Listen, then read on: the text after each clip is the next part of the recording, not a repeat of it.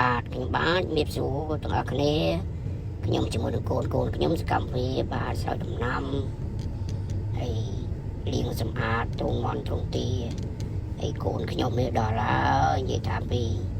បានអញ្ចឹងនឹងដូចបានឱកាសលេងអញ្ចឹងហ្នឹងហើយអើយនៅសុកវារមូល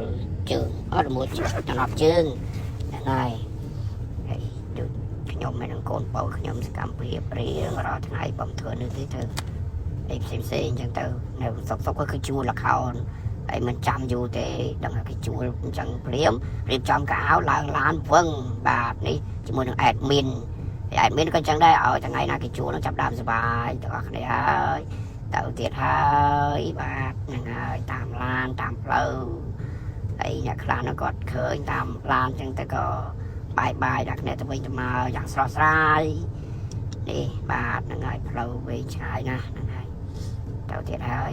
មកព្រៃខ្លួនបានមកដល់រោងលខោនបាទហើយពីមុនមកកូនបងខ្ញុំខ្លាចយៈណាស់ហើយនេះទូឯកបាទតែឥឡូវគេដឹងថាយៈនឹងជាមនុស្សឥឡូវគេលេងខ្លាចហើយនេះអ្នកមើលយ៉ាងច្រើនមនុស្សម្នាអីបាទហ្នឹងហើយអូមិនថាខាងមុខខាងក្រោយទេថ្ងៃហ្នឹងថ្ងៃបុណ្យគេបាទនេះទូឯកចេញមកហើយបាទជាមួយនឹងទូនេះនាយក្រួចបាទហ្នឹងហើយលោតក៏ចេញជួយមកនេះឈុតឆាកខ្ញុំច្បាំងគ្នាជាមួយនឹងទូយៈបានមានណាបាទមានខ្លាចយៈណាអូណាអ្នកមើលដែរ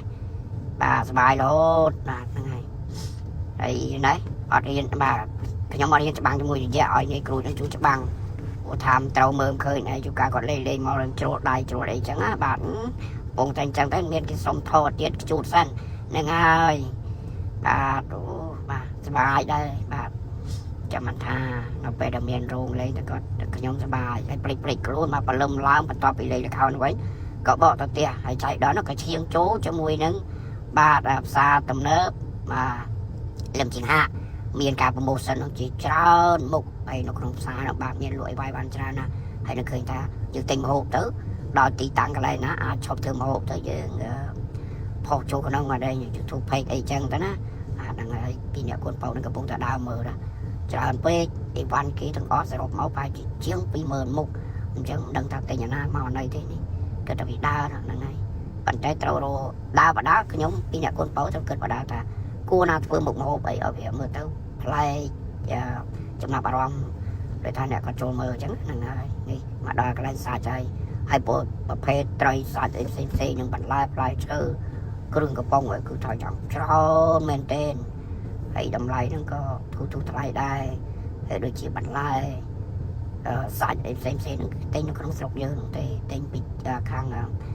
កសិករខ្មែរយើងតាមតំបន់បាទខេត្តស្រុកនីមួយអញ្ចឹងក៏យកមកលក់នៅក្នុងហ្នឹងហើយតម្លៃធូរថ្លៃដែរទេហើយបើមិនតម្លៃធូរថ្លៃស្មានតែមានលុយមកទិញអីពោះតែលេងល្ខោនផងហ្នឹងហើយប៉ុន្តែពីមុនមកធ្លាប់ទិញអញ្ចឹងទៅ